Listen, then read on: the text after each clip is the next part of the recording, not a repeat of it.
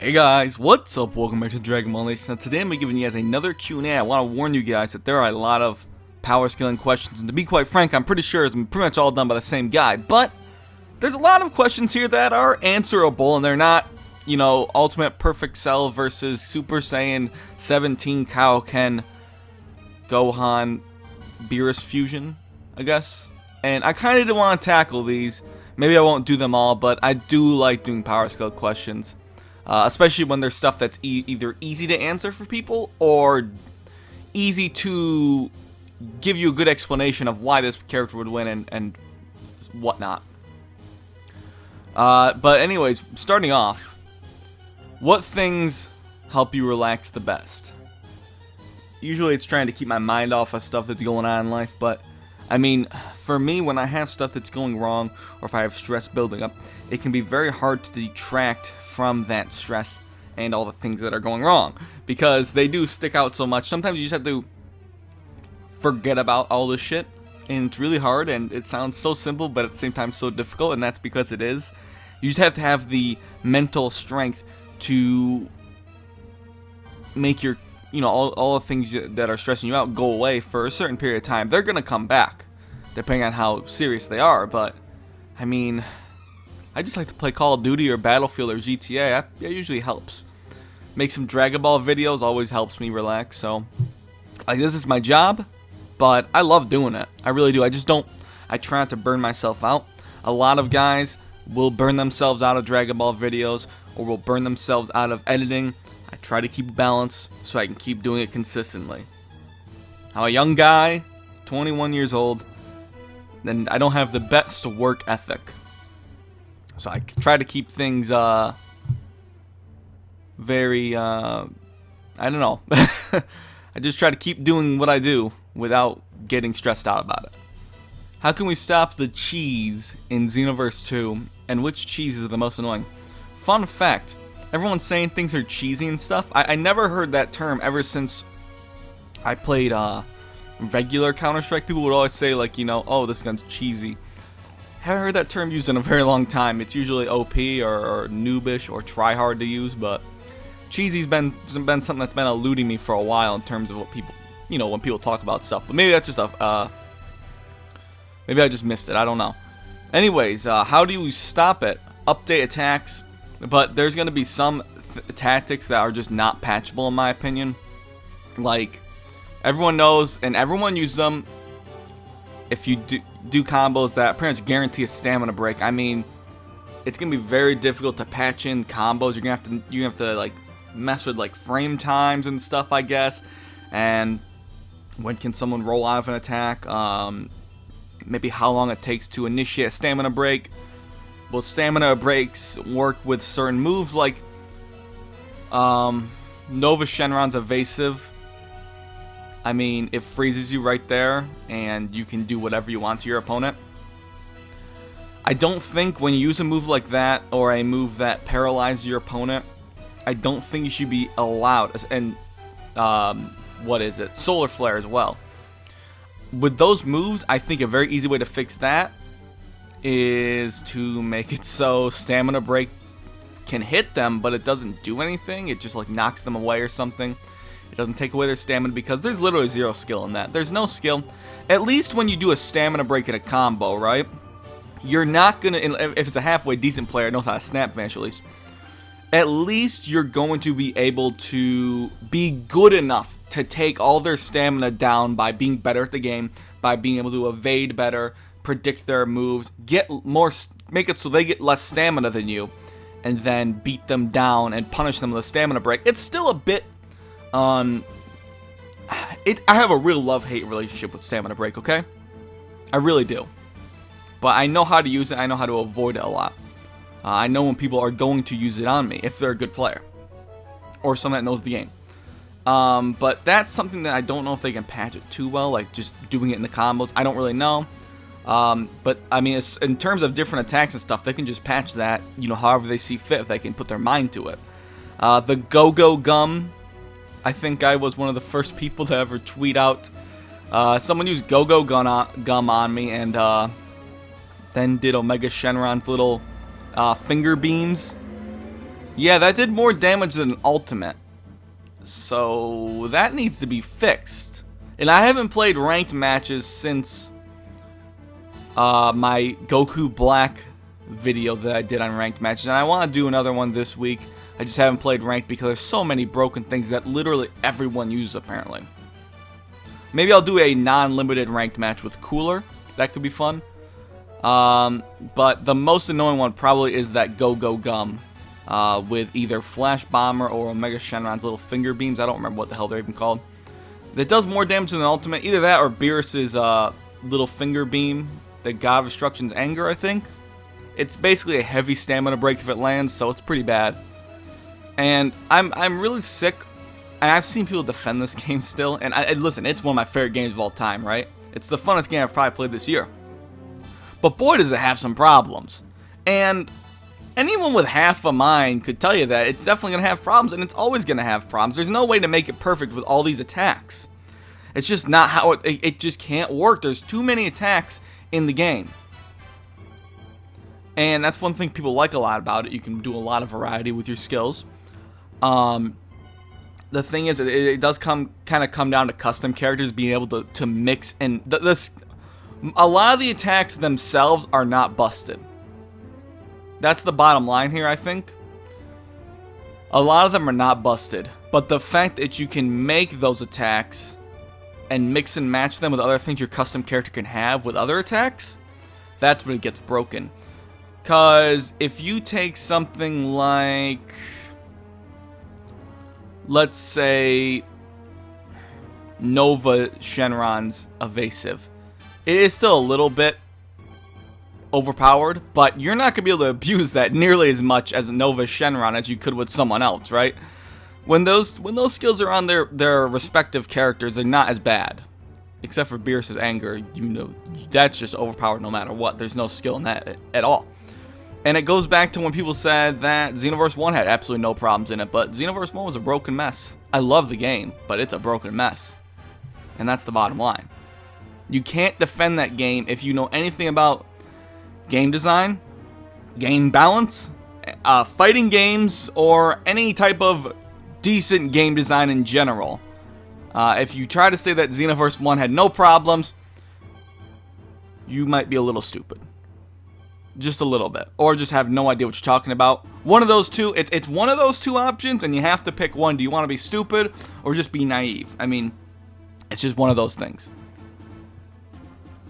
When is your next live stream of Xenoverse? I can't even speak now. Xenoverse 2 on Xbox One with Quaman.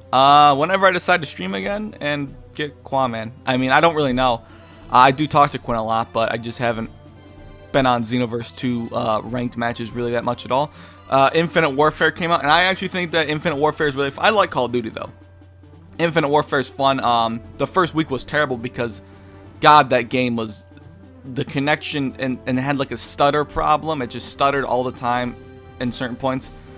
Call of Duty 4 Remastered, though, boy, that's fun. Yeah, but I've been distracted with that, and I gotta put Battlefield 1 more and Gears of War, but Xenoverse is still there. Why didn't they give us Demigra in Xenoverse 1 or even 2? He had the moveset and combos. It just doesn't make sense. I think that Demigra never really was someone that... I don't know if he really wasn't meant to be playable, but I feel like he had some attacks that just weren't very player-friendly, I guess. It didn't seem like they were very fair moves, I suppose. I don't know.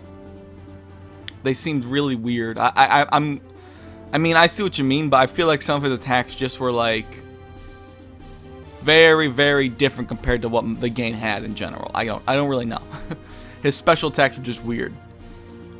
What do you think would happen if an android like 19 Giro or any that can absorb energy were to somehow absorb God Ki / energy? I think that they wouldn't really be able to because, I mean, they're specifically designed to absorb Ki, right? So, God Ki has been very explicitly stated, shown to be a very different thing. So I don't think they'd be able to do anything. Fuck them all. Question mark. Okay. That is an interesting...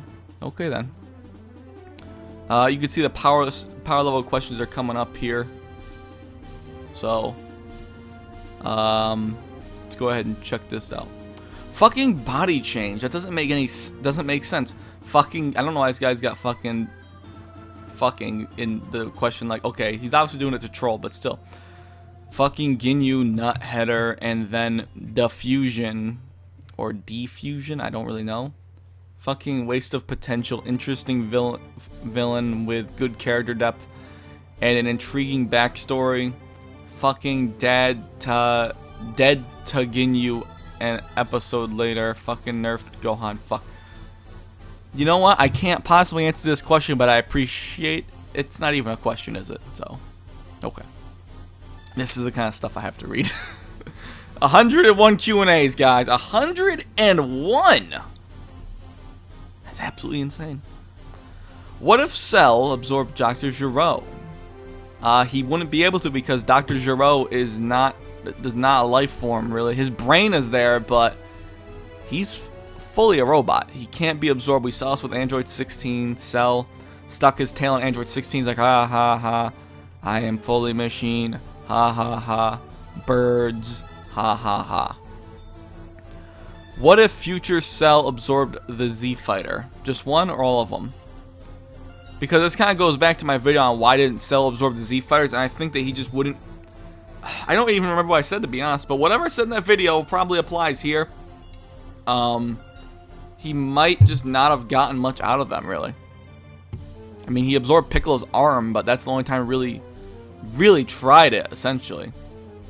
Like, I don't think he's going to get too much out of it. Or he just wouldn't be able to. I don't know. It's kind of a plot hole if you really want to go there, I guess. Maybe it's not. Maybe I'm just saying plot hole because that's an easy answer, but I don't know. Anyways, Imperfect Cell versus Future Gohan. Imperfect Cell, hands down. It's not even a question. I mean, he was stronger than Android 17, and that's a stronger Android 17 than what was in the future, who Gohan could not even defeat. Especially in the manga, Android 17's like, oh, you know, up until this point, you know, I haven't even been using 50% of my power to fight you. So, I mean, even the first instance of Imperfect Cell that Piccolo encountered, that Imperfect Cell would still mop the floor with Future Gohan, honestly. He would, if I want to use BS parallels, Future Gohan would be like 150, 160 million, maybe. Around that level. That's what I estimated him at as, a little bit higher than Goku on Namek. Imperfect Cell, when he fought Piccolo the first time, would probably be like a 320 million, maybe 300, maybe. But either way, that's way higher than it's way higher than Gohan, that's for sure. Imperfect Cell versus Android 13. Now, it doesn't say Super 13 because Super 13 would mop the floor with him. Regular 13, though, the fact that he was getting beat by Goku, right? He fought Goku, right? Okay, I don't know why I'm blanking on which one he fought. No. Goku had 13. Trunks had the big guy, 14. And Vegeta had 15. That's right. Imperfect Cell would still win, though, just for the fact that they could take on those guys pretty somewhat. You know, it was still a struggle, obviously, but they still outmatched them. They would not have been strong enough to beat an Imperfect Cell that fought Piccolo. And 17, obviously. But it has been a while since I watched that movie, so maybe I'm wrong. Broly vs. Hatchiyack, another easy one to answer. In the movie, it's stated that Hatchiyack's even stronger than Broly. Now, if you want to say Broly from the second movie, which the Hatchiyack special takes place before the second movie, Broly would probably be Hatchiyack, based off the Zenkai boost and all that such. Goku and Vegeta. See, I'm assuming that since all these power level questions were asked about the same time, then, you know, they're by the same guy. But the thing is, it's like the last 10 minutes of the Q&A. I don't think it's that offensive to answer a lot of these power scaling questions, because I like talking about them. And you know what? That's the most important part. It's about me. Just kidding. But some people do like these. Especially when they're actually answerable somewhat. And there are a couple of them down here that look a little silly, though. Goku and Vegeta Super Saiyan 3 versus Broly Super Saiyan 3. Very difficult to kind of dissect, because I don't really know how strong you could call Super Saiyan 3 Broly. But based on the legendary Super Saiyan multiplier itself, I would say if Broly were to go to Super Saiyan 3, he would be stronger than Goku and Vegeta for sure. That's just my opinion. Based on the fact that, especially in Broly's Second Coming, Broly was stronger than Super Saiyan 2 Gohan, who I would presume is still stronger than a normal Super Saiyan Goku. But Goku, when he came back, you know, when he was brought from Shenron, brought him down to help out. And this is the important thing. In the original Japanese dialogue for that movie, where Goku does come down in this, you know, Broly's Second Coming to help out with the Kamehameha beam struggle, Goten doesn't yell, "Dad, how I wish my dad was here," and stuff like that. That was in the English dub only. That doesn't matter. None of that matters. In the Japanese, he says, "Shenron, please help us." So Shenron brings Goku down with his power. The Dragon Balls flashed. So Shenron used his power to bring Goku down and help. And Goku was Super Saiyan, presumably was going all out. We can assume that he can. Maybe he was trying to coach the kids a little bit, but I presume he's going just about all out. Based on that fact, I'd say that Broly, again, around Super Perfect Cell level, maybe more, maybe less. I still haven't really decided that myself. In terms of pure strength, Cell might actually be weaker, but that's something I always flip-flop on. Either way, regardless of that, regular legendary Super Saiyan Broly is a Super Saiyan 2 level, as Goku as a Super Saiyan in the Buu Saga is not stronger than Super Saiyan 2 Teen Gohan. Reason, I've said this before, reason being is because when Goku goes Super Saiyan 2 against Vegeta to fight him, Vegeta says, "Oh, at least you're stronger than your son was against Cell." That tells me that as a Super Saiyan 1, Goku was not strong enough to match up to his son as a teenager when he was a Super Saiyan 2. If that makes sense. I don't know if I confused anyone. I probably did, but regardless of that, you put in multipliers, I would say that Broly would be stronger than both of them. I don't think both of them together might not even be able to do enough damage. I mean, we could very much do simple math, right? Let's say if Super Perfect Cell and Broly are a 2, right? Let's just do some math here. Let's do very simple, and this is very, very rough and simple math, okay? I don't know why I don't have a calculator up on here, but I'm gonna have to pull up a calculator. Calculator. I don't have it on my store right here. Okay. Load that really generic calculator in. Let's just say, for Super Saiyan 2, let's say Cell is a 2, right? And Broly's a 2. Let's just say that. So if Goku as a regular Super Saiyan is not as strong as a 2, then let's say he's a 1.5. I think that's fair, right? 1.5. The multiplier for Super Saiyan 3 from Super Saiyan 1 is 8 times. So, because it's a 400 times base multiplier, Super Saiyan 1 is 50 times, and do your math, and you got 8 times. Basically, Super Saiyan 3 is 8 times Super Saiyan 1, and it's 4 times Super Saiyan 2. Regardless, let's do 1.5, which is Goku Super Saiyan, times 8. I could be wrong because I just did the math in my head, so that's 12. And even though Vegeta's weaker, we'll just give Vegeta the benefit of the doubt and give him a 12 as well, okay? So let's go ahead and give Broly. And the thing is that the Legendary Super Saiyan multiplier is probably bigger when you multiply Super Saiyan 2 and 3. But this is going to come out to like 16 or something for Broly. So Broly's a 2 times 8. That's 16. So if you want to say it was something close, if the multiplier would be more, like something like 10, it would be 20, obviously. So in terms of strength, I mean, obviously Broly would be stronger, but if it's just a regular multiplier, then I think that these guys could probably beat him in terms of working together. But that would be a 25% difference between Broly and Goku and Vegeta. So Broly could still, in terms of power scaling, still melt them both if he really tries right out of the gate. But I spent way too long on that question. I hope that answers it. That was probably really cringy to watch. Okay, I'm just going to go on. What if Goku went Super Saiyan 3 in the Cell games? He would kill Cell. Thank you. Thank you. He would kill Cell. Even Super Perfect Cell, he would kill him. The thing is about the Boost Saga from the Cell games is Goku only, again, he only got about twice as strong from in that 7-year gap. So, do you like Future Gohan? Yes. Well, Goku Black. It's Goku Black, not Black Goku. We don't call him Black Goku anymore. Versus Freezer, Dragon Ball Super. Goku Black, hands down, without a question. I mean, look at the way he made Super Saiyan Blue Vegeta look, right? And now the way that Super Saiyan Blue Vegeta, after all the training, made him look, right?